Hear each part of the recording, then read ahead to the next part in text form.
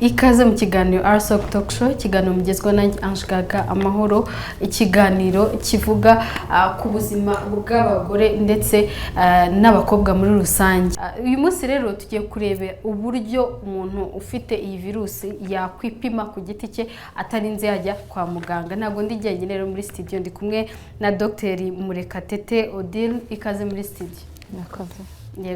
Ndi kumwe nanone na n'umunasi cyangwa se umuforomokazi akaba yitwa Uwimbabazi Mathilde. Ikaze muri studio. Murakoze cyane. Reka dutangire dusobanura ubundi Dr Odile, HPV ni iki? Ni indwara ifatite? Yego, HPV cyangwa mu magambo arambuye ni human papilloma virus, ni imwe muri za virusi zandurira mu mibonano mpuzabitsina. Umubiri rero ushobora kuzisohora ariko hari igihe zigumamo. Iyo igumyemo rero iri nko ku nkondo y'umura, nibwo ishobora imaze igihe, nibwo ishobora kugutera kanseri y'inkondo y'umura.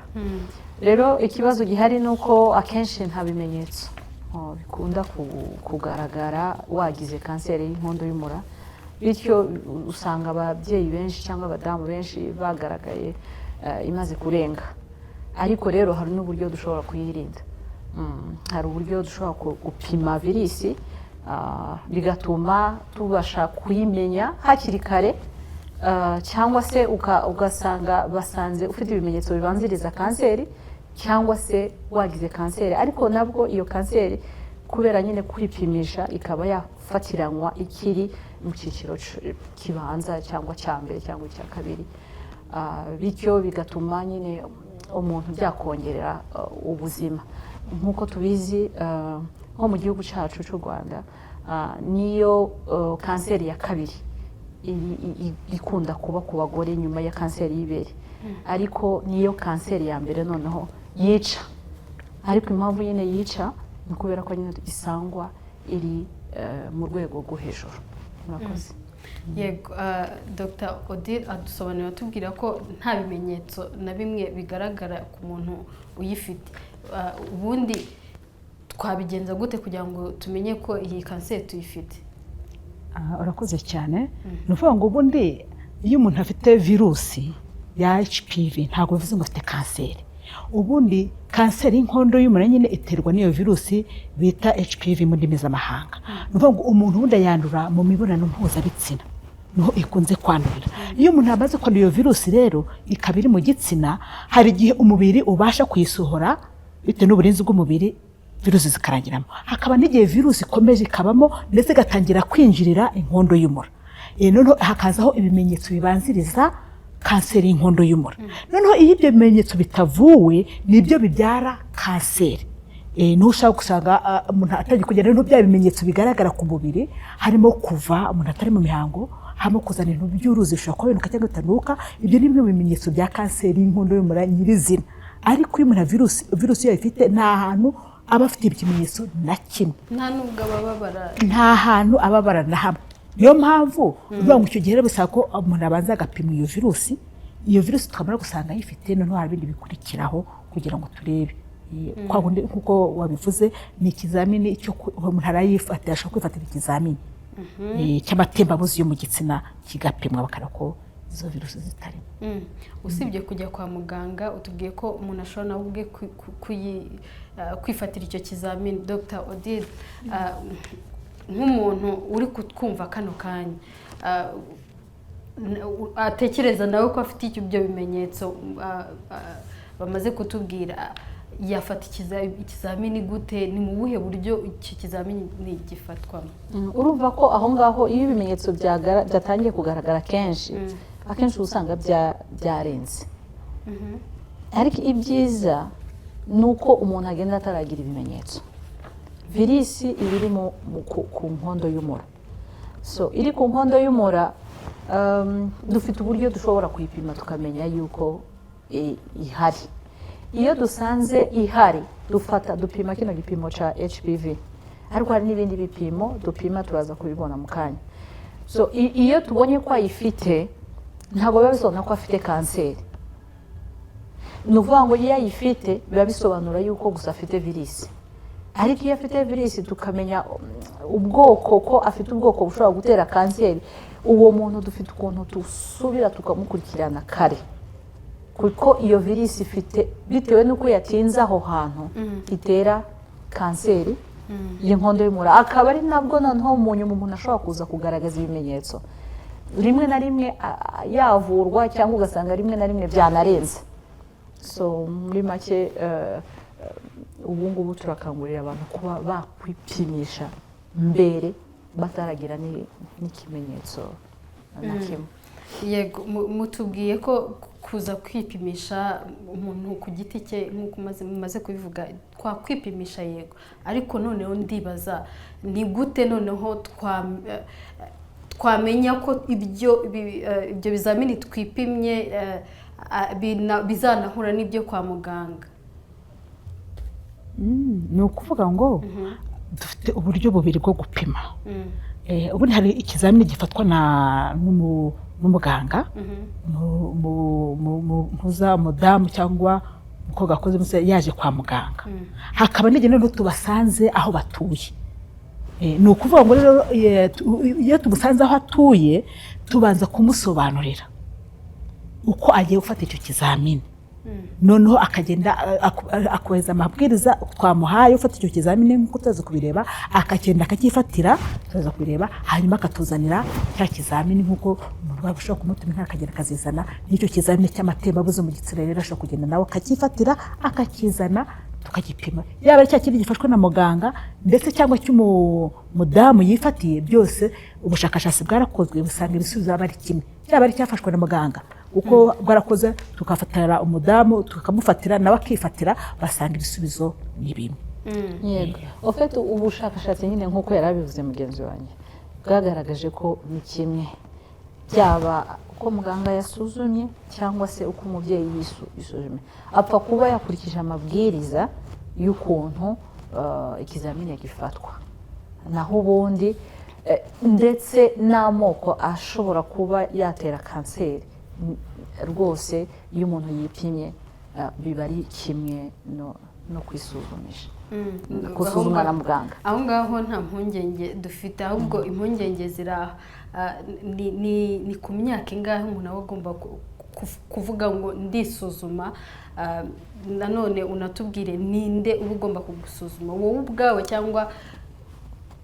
Yego, ufite ku bijyanye n'uburyo bwo gusuzuma, ubundi biba biterwa n'igihugu, biba biterwa n'urwego mpuzamakungu uko rwagiye rukora ubushakashatsi. Ubundi ku bijyanye na HPV, abantu bose bafite, abadamu bose bafite hejuru y'imyaka 30 bose bashobora gukora kwipimisha virusi itera kanseri y'inkondo y'umura. Ariko ku bijyanye n'uko twabonye ko wakwisuzuma wenyine, wasuzumwa na muganga, byose ni kimwe, ariko ku myaka 30 niho twatangira. Ariko hari ibindi bizamini nabyo umuntu ashobora gutangira gukora nko kuva ku myaka 21 kuzamuka ku bantu batangiye imibonano mpuzabitsina kare, nabo bashobora kujya kwipimisha ibindi byitwa za pap smear. Ariko ku bijyanye na HPV ubwayo itangirwa kuri myaka 30, kubera ko ubushakashatsi bwasanze ko mbere y'iyo myaka 30 virusi ziba ari nyinshi kandi abantu baba bafite ubudahangarwa kenshi barazisohora zigasohoka. So gupima umuntu uri munsi y'imyaka 30 just no kumushyira kuri stress, kuko hari ubundi buvuzi bukurikiraho. So urumva byagora kandi umubiri wonyine uzisohora. So niyo mpamvu bahitamo ko ibyiza zatangirwa ku myaka 30, kuko n'ubundi iyo ikurimo bigusaba imyaka 10 kugeza kuri 30 kugira ngo izahinduke kanseri. So aho kugeza kuri imyaka 30 baba bumva ko n'ubundi haba ariho amahirwe menshi y'uko bafatirana. Kuba abagore cyangwa se abakobwa bashobora kwipimisha bo ubwabo bakipima batarinze baza kwa muganga, bifasha iki abagore kugira ngo bakomeze bagane kuza kwipimisha? Murakoze cyane. Ni ukuvuga ngo akenshi ibintu byo kwipima urabona ko hari abantu bagira akazi kenshi. Twebwe rero tubasanga aho bari, yaba ari mu isoko dushobora kubasanga mu isoko bakipima mu gihe atari bo n'akanya ko kuza ku ivuriro. Hakaba n'abandi batuye ku mavuriro kure y'amavuriro naho tukabageraho bakaza bakipima. Bivuga ko umubare mwinshi w'ababyeyi uripimisha. Ikindi hari nk'abantu batinya biriya bizamini byo kwa muganga, muganga akandebamo kuko bafite impungenge, ariko ni ikizamini yifatira nta mpungenge afite kandi yizeye ibanga ry'umubiri we kuko arifatira ikizamini. Urumva ko dusuzuma benshi bashoboka kandi no kuba tubasanga aho bari, urumva ko kugira ngo azaze ku ivuriro hagiye bimugora. Iyo tumusanze biba byoroshye, babandi bari kure biba byoroshye, urumva ko tubasha kugera ku mubare munini w'abaturage tukabapima noneho ku buryo mbese birabafasha kugira ngo bamenye uko bahagaze. urumva ofete icyo nakongeraho ni uko abadamu akenshi mbere nyine ntabwo bitabiraga izi serivisi zo kwipimisha kuko abenshi ntabyo bari bazi. Abandi nabo bakumva ko bagomba kujya kwa muganga uko batwite gusa, yumva adatwite akumva wa bibi ntawe njyewe njya kwa muganga kuzamuka ku gatebe nguwo ntatwite. So urumva akumva ari ibintu bitaryoshye kwa. Ikindi abandi ntibaze nyine kubera yuko bumva bibabaza. Yego hari n'abandi bafite imyumvire kumva yuko agomba ubundi umuntu agenda ari uko afite ibimenyetso. Ariko iyi serivisi, iyi gahunda yo kubaha bonyine bakipimira yabaye nziza ku isi yose kuko yongereye ku bushakashatsi bigaragaza yongereye umubare w'abadamu bisuzuma. Kandi plus wisuzumishije kare niko uvurwa kare, niko wongera amahirwe, kandi umugore akabikora ari wenyine iyo ngiyo aho ashatse mu ibanga ryiwe atababara. So niyo icyiza abantu babikuyemo. Ibyo rero bituma byongera umubare w'abantu benshi bakoresha screening, kwipimisha. Ikindi byafashije nuko urumva ko baripimisha n'ubundi tukabaha ikindi gihe cyo kugaruka kwipimisha.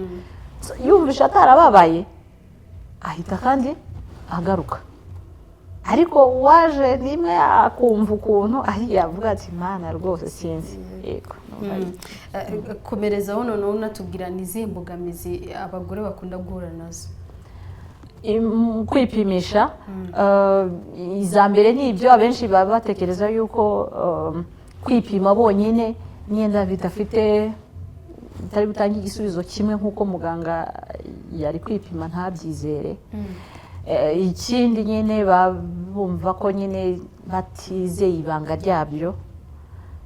Ikindi baba bumva mu mbogamizi sinzi imbogamizi nk'uko agiye bivuga nyine umva ko akenshi abadamu hagiye bafite ubwoba icyo kizamini cyo kwifatira. Abandi bakaba nta makuru bafite.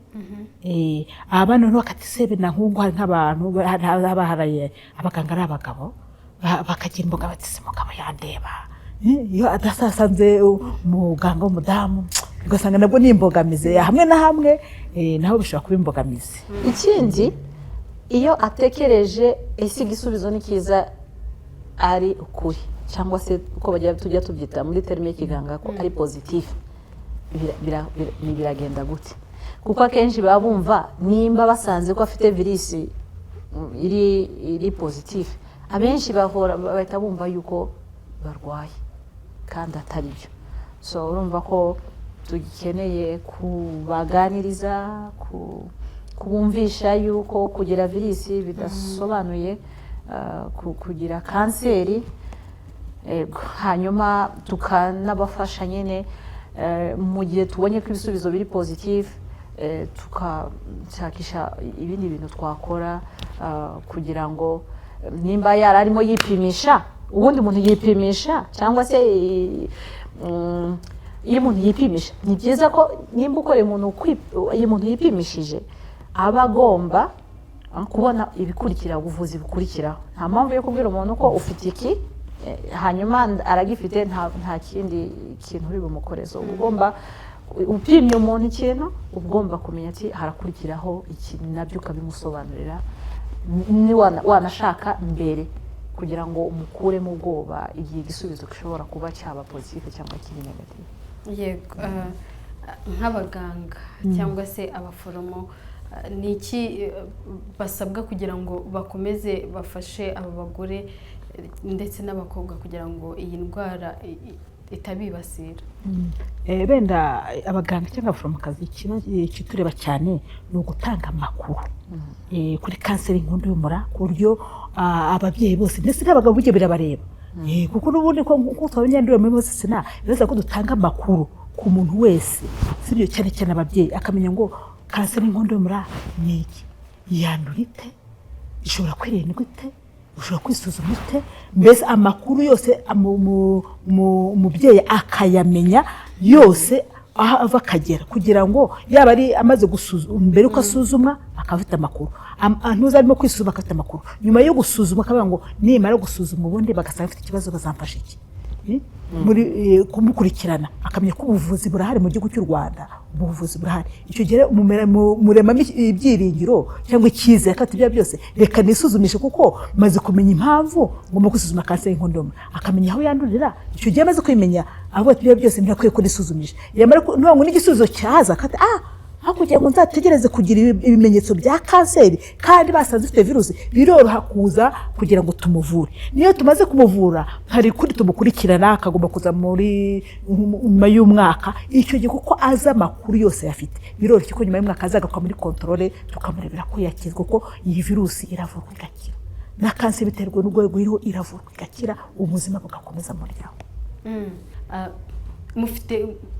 mufite nk'ingero nk'abaganga mukurikirana bano barwayi baba barwaye iyi virusi itera kanseri y'inkondo y'umura haba hari nk'ingero mwahuye nazo umugore waje kubareba atazi ko ayirwaye nyuma muyimusangamo icyo gihe mwamufashije mute?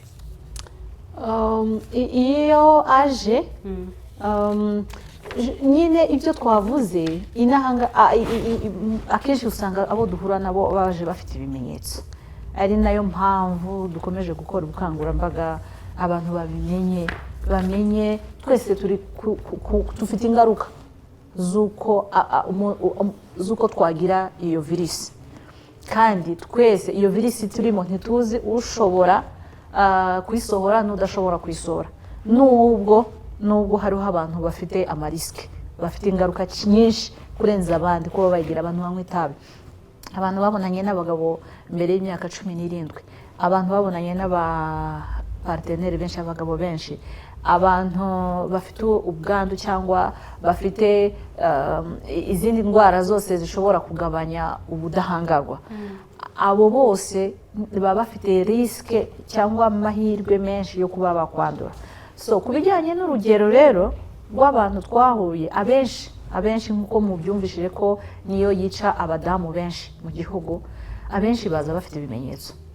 So iyo baje akenshi baza barimo kuva cyangwa baza bafite urwo ruzi tugafata akanyama ushiramo igikoresho cyitwa speculum ukareba umudamu wese uva tukoresha iyo speculum tukareba iyo ubonye ko afiteho agasebe ku nkondo y'umura ushobora gufata akanyama ukakohereza ugapima byaza biri kanseri ukamuvura nyine ubu buryo tubavuramo hari abo tubaga bitewe n'uko tubasanze ari nko mu cyiciro cya mbere cyangwa mu cya kabiri bamwe na bamwe hari abo dushiririza cyangwa tukanabatera imitsi. So ariko hariho n'abandi muri aya makampanye arimo kuba mu gihugu bashobora kubashishikariza kuza gukoresha screening ari nayo mpamvu twaje aha akagenda adafite ikimenyetso muri kampanye noneho bakamuha kipimira ko ngako bagasanga afite virusi kuko iyo umaze gusanga harimo virisi ugira amatsiko iyi virisi afite kuko ntuzi igihe yayigiriye reka noneho tujye noneho turebe dukora ibindi bizamini turebe nibwo dukora ibindi byitwa za pap smear nibwo dukora ibindi byitwa bya VIA nibwo dushobora gukora izindi bitwa za colposcopy colposcopy ni machine ishobora gutuma ifata akantu gato ikakakuba inshuro nyinshi kugira ngo ukabone so ibyo rero bituma ubona ko ashobora kuba afite ikibazo none ugafata ikizamini hari abo rero dusanga deja bafite kera baragwaye kanseri ariko hakaba abandi dusanga gusa virisi irimo ariko nta kanseri aragira cyangwa se afite ibimenyetso bibanziriza kanseri abo rero nabo tubavura bitandukanye n'uwayigize dushobora kumuha uko tuzajya tumukurikirana birushijeho kurenza wa wundi uri negative yego ni ukuvuga ngo nunganiye mugenzi wanjye ni ukuvuga ngo nk'ino porogaramu yo gusuzuma kanseri y'inkondo y'umura yatangiye muri 2010 icyo gihe nakoraga ku bitaro bya Muhima ni ukuvuga ngo hari abadamu twakiriye muri icyo gihe mu by'ukuri tukabasuzuma dukoresheje nyine iyi test ya HPV ni ukuvuga ngo hari abo twasanze bafite virusi mu by'ukuri turabavura barakira baza muri controle kuko twakoresha controle nyuma y'umwaka kazi tukamurebera nyuma y'undi mwaka akagaruka nyuma y'imyaka 3 ugasanga umuntu yarakize neza ubundi akagaruka noneho akageza buri myaka 3 muri screening bisanzwe ugasanga umuntu yarakize hari n'abandi twagiye dusanga bafite kanseri ugasanga wenda ubusizemo ubusanzwe afite kanseri tukafata ikizamini kikajya CHK hakabiye tubohereje ibutaro bakabavura rwose bagakira bakagaruka mu buzima busanzwe bakomeza kwita ku miryango yabo hari ibyo mwazanye dusobanurira ubundi akagakora gute twabona gute umuntu uri kutureba kano kanya yabona gute ibi bintu ni ukuvuga ngo ubundi Minisiteri y'Ubuzima niyo itanga zino test tuno dupimisha abadamu bagiye gufata ibizamini y'amatembabuzi yo mu gitsina hari agacupa karimo umuti urinda cya kizamini hakaba n'akantu kameze nka brosse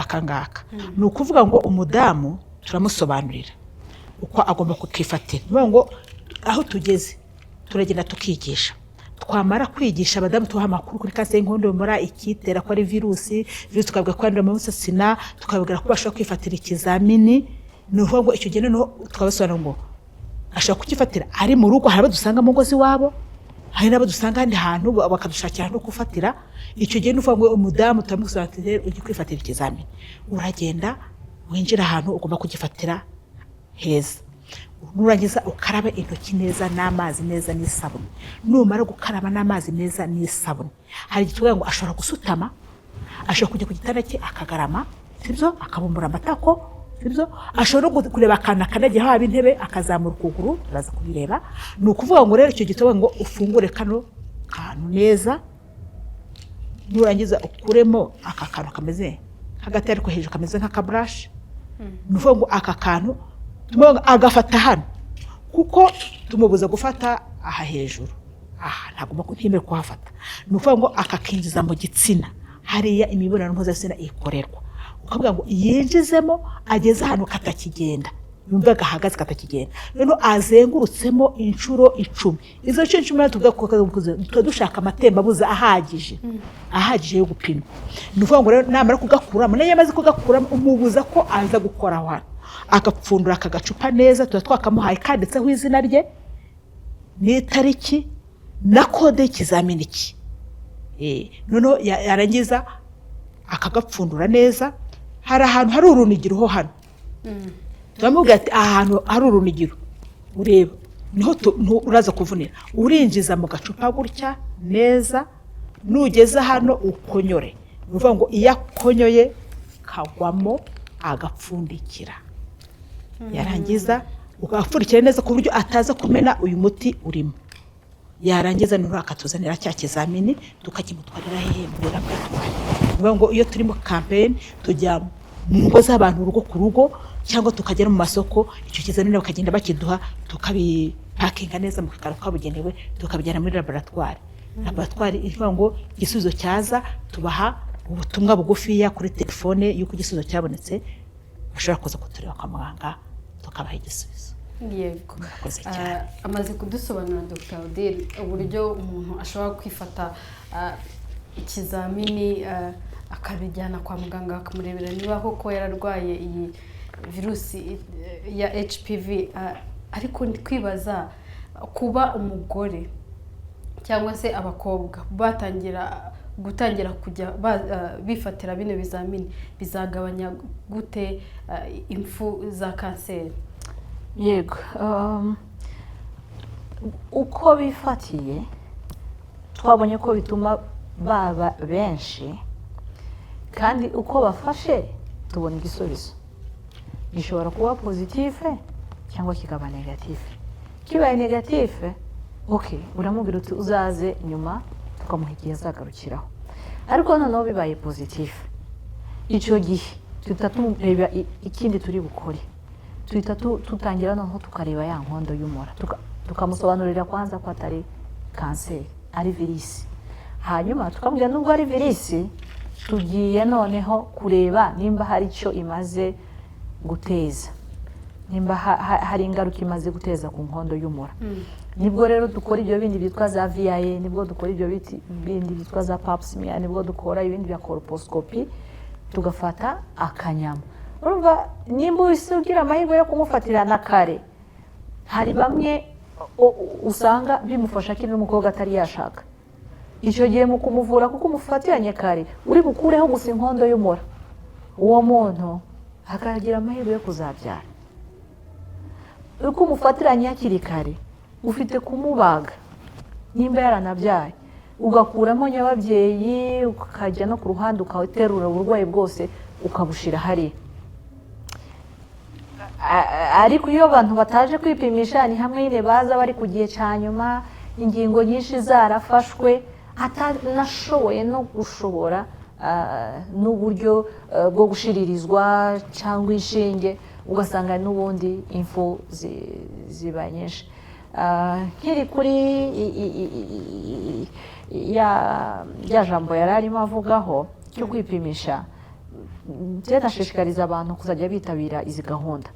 Uko bagiye kubabwira bati tugeze muri aka karere, bihutire kujya gukoresha kwipimisha, kubera ko ni ubuntu kandi bigasoba ubuzima, bikarinda ubuzima bw'umugore.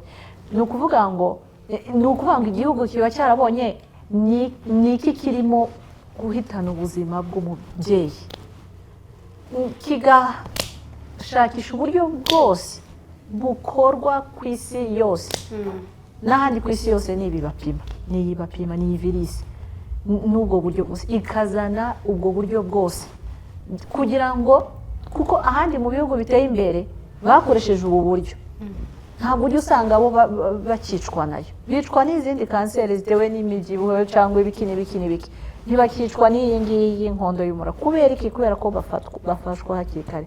So mu kuri ahaje muri kampani, kuko baba bari buze nibasanga biri negative indi myaka 5 usubire, nibisanga ari positive ufatiranywe imiti ya kanseri iratangwa kuri mituweli, gushirizwa biratanga, kubagwa biratangwa kuri mituweli. So kutabijyamo bwaba ari uburangare bw'umuntu ku giti cye, ariko Minisiteri y'Ubuzima n'igihugu muri rusange byagerageje gutanga umusanzu wabo kuri icyo kibazo. Murakoze. Yego, ni iyihe myumvire itariyo abanyarwandakazi bakunda kugaragara bafite kuri iyi ndwara? Urakoze cyane. Ni ukuvuga ngo uko tugenda twigisha, hari igihe benda wigisha ati hari virusi itera kanseri y'inkondo y'umura, ubo akenshi bamubwira ati virusi agahita yumva ko ari kanseri. Tubonye kanseri muzasanga ari kanseri n'iki, uruhu byumva agategera ubwoba ko kuba afite virusi bidera kanseri. Abandi akati ibyo bintu ati birababaza, ati bafata inkondo y'umura ati kabayishyira hanze, ni ibihuha biri mu baturage. Cyangwa ko ati iyo umuntu yarwaye ntashobora gukira, ati biba birangiye. Kandi ubuvuzi yaba ari virusi iravurwa igakira, yaba ari na kanseri itewe n'urwego iriho iravurwa igakira. Ubundi kanseri y'inkondo y'umura ishobora kwirindwa, kuko mwabonye ko dukingira abana bato b'abakobwa mu gihugu cyacu cy'u Rwanda ku myaka 12 tubakingira urukingo rubarinda ntuza kuzarwara kanseri y'inkondo y'umura.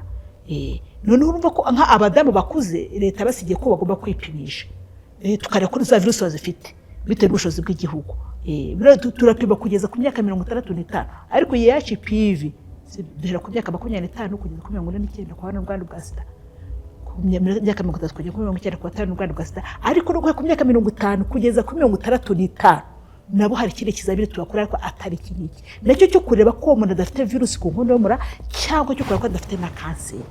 Icyo gihe birakorwa abantu bakakurikirana, ariko abantu benshi hari abadafite amakuru hakaba n'abafite ibihuha. Niyo mpamvu usaba kwigisha guhozaho tukigisha haba mu masoko mbere yo gutangira kino kizamini bagiye kwifatira tuvuga ngo kanseri ni ikiyandurite, tukabibasobanurira neza tukajya mu muzi kugira ngo bazakurikiranwe. Bya bihuha byo ngo barayiterura ngo nyababyeyi bakayishyira ku isahane ngo igihe cyose umuntu afite virusi ngo ni kanseri, ngo kanseri ntishobora kuvurwa kandi ivurwa igakira bitewe n'urwego ugeze. Ariko akenshi hagererwa n'abantu zimaze kugera kure bikaza ko tubaha imiti y'uburibwe tukabaherekeza kugeza bavuye mu mubare kwa benshi iyo baje hakiri kare baravurwa agakira. Niyo mpamvu dushishikariza uwo mudamu wese uri hagati y'imyaka 30 kugeza kuri 49 cyangwa 25 kugeza kuri 49 kwa bana n'ubwandu bwa sida kuza kwipimisha hakiri kare tukamenya ko bafite izo virusi zikavurwa zigakira. N'abafite za kanseri hagiye dusanga zikiri hasi zishobora kuvurwa zigakira. Ibyo byaba byiza ko umudamu wese yitabira kuza kwipimisha virusi itera kanseri y'inkondo y'umura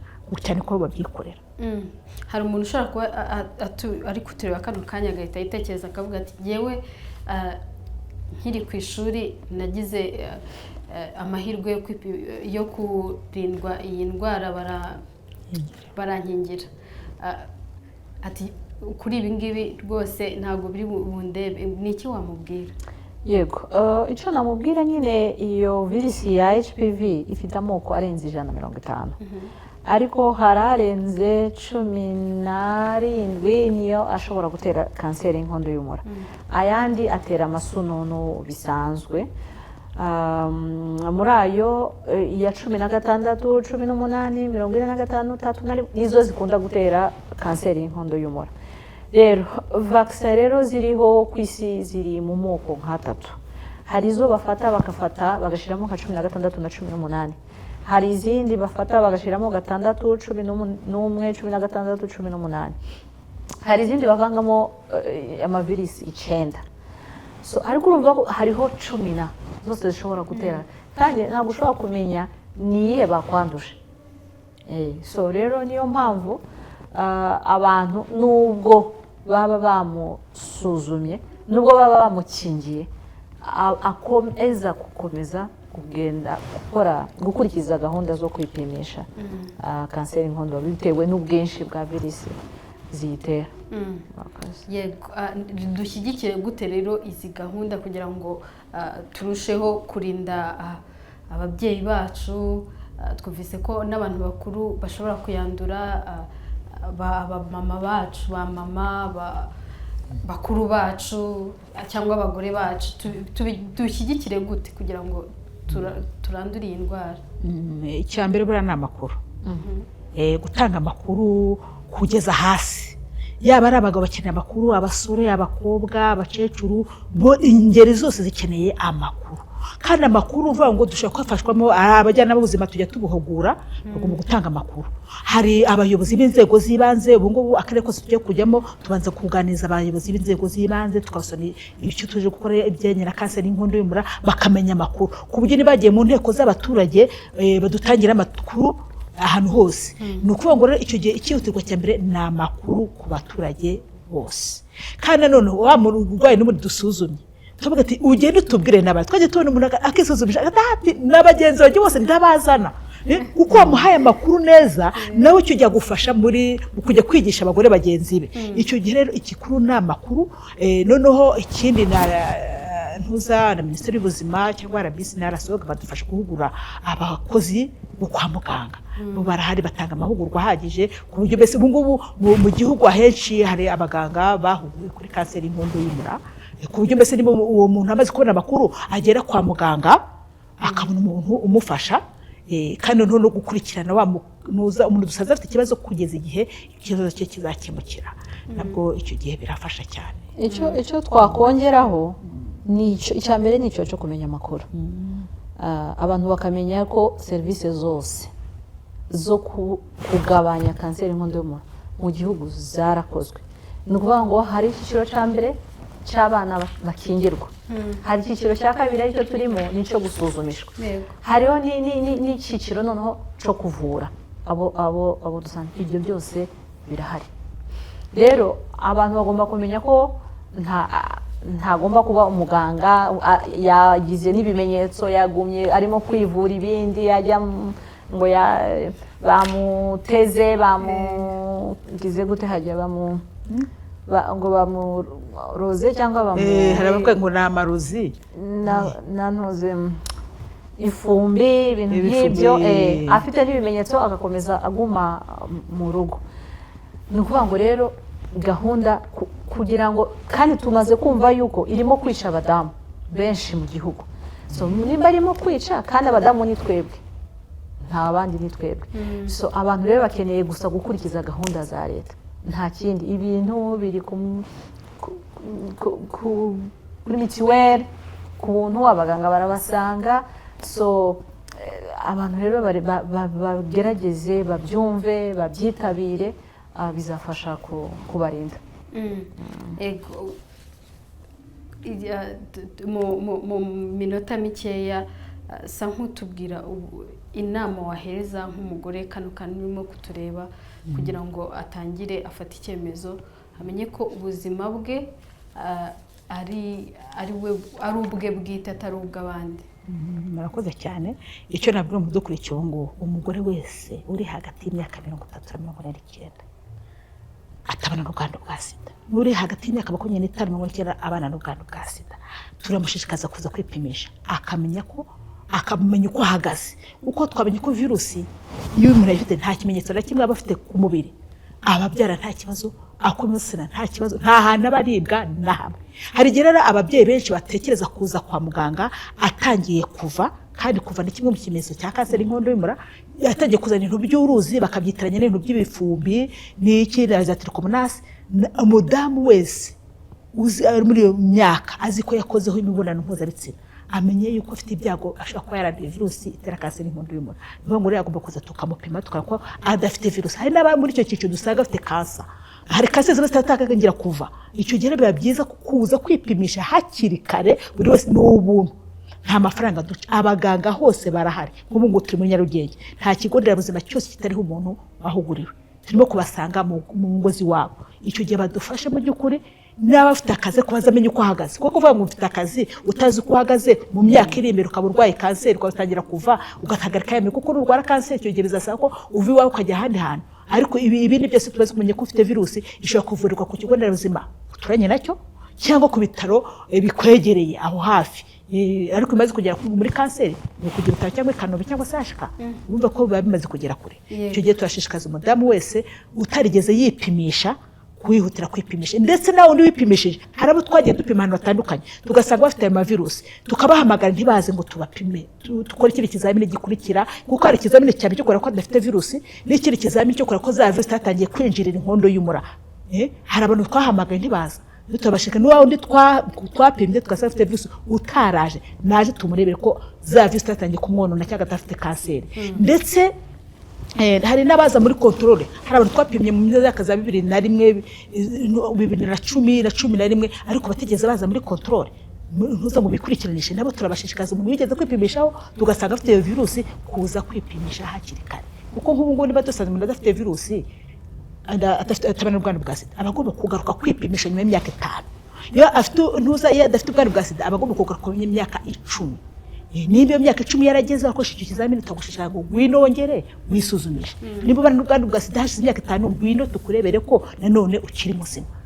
Urumva ariyo nama n'abadamu bagenzi bayo. Yego, utanga inama Dr. Odile, unatubwire n'uburyo RSOG fasha mu gukomeza gufasha aba bagore bahuye n'iki cyorezo cyangwa se iyi ndwara ya HPV.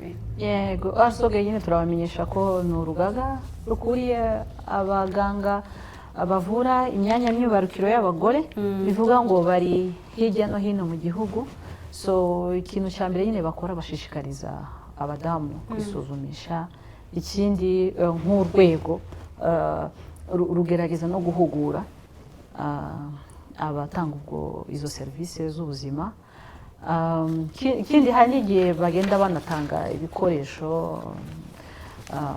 mu mavuriro atandukanye y'uburyo nyine abadamu baba bagomba gusuzumwa. So ibyo byose nyine ni ukugira ngo nyine ubuzima tugabanye icyo cyorezo cy'abadamu, kuko urumva ni abaginekologe, icyo cyorezo cy'abadamu tukigabanye, ariko nanone no kugira ngo turinde impfu cyangwa duhe ubuzima ababyeyi. Icyo muri make niho arusoge ikikora. Ariko nk'inama twatanga ku bantu, ntibamenye ko byose birahari byo kugira ngo basuzumwe kare, byarateguwe, birahari, nibo bakenewe. Nimba ari ubwoba bafite, hariho uburyo bonyine bashobora kwipima bari ahantu habo honyine, nimba ari n'isoni aha bonyine uko yumva wenyine, yumva yababaye wenyine akareba ukuntu abigenza wenyine, atavuga ngo yababaye. Ari ugutekereza yuko ibyo yakoze bidafite ntuzimwe ukuri kumwe n'ibyo abaganga akora. Turamumenyesha yuko bifite ukuri kumwe, binatanga virusi imwe. So turakangurira abantu bareke abonye ikimenyetso cyangwa atari yanabona n'ikimenyetso, baze. Umubyeyi ni umuntu ukomeye, ni umuntu ukomeye. Urumva n'igihugu cyamutekerejeho, iyo umubyeyi adahari ibintu byinshi biba byahungabanye bujya mu muryango. So rero abantu baze bipimishe, bisuzumishe, kugira ngo, kuko virusi urumva ko twese yadushikira, ariko umunyabwenge wita ku buzima bwe arisuzumisha, bityo bagabasha kumufasha hakiri kare akabaho. Dufite abantu turimo gukurikirana ubu ngubu, kuza gusa mu gukurikirana gusa kureba ko uko bigifashe kuva za 2015 2016 bakiri bazima, kubera ko nyine bazaga kare. Ariko iyo umuntu yatinze nyine akenshi nyine nacyo biragoye kugira icyo dukora, uretse ko nabo hari icyo baba, ariko turashishikariza abantu kuza hakiri kare. Yego, ngo tubafashe. Reka tubashimire rero ko mwitabiriye kino kiganiro. Dr. Murekatete Odile, wakoze kwitabira kino kiganiro. Mwakoze nawe. Reka tubashimire namwe Uwimbabazi Mathilde kuba mwitabiriye kino kiganiro.